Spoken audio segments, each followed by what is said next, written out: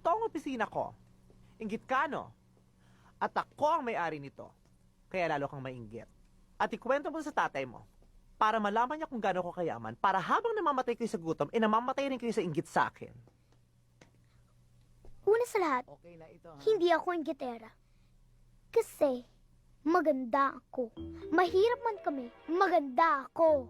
Wala man kaming pera, maganda ako.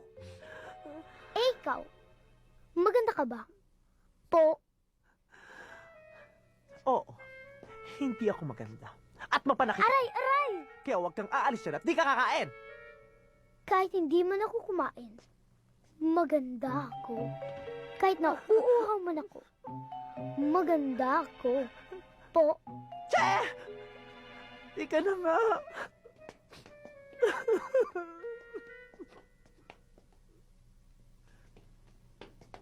Eh, sino ka ba?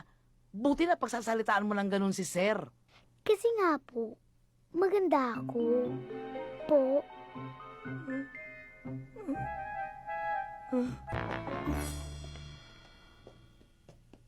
Akin na po yan. O dito na titira yan, ha?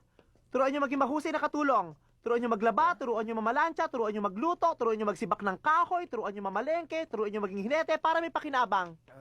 Sir, saan po ba galing tong batang to? Kamag-anak nyo? sa kasamaang palad. Ha? Kapatid sa ama? Ha? Kapatid ka ni Peter?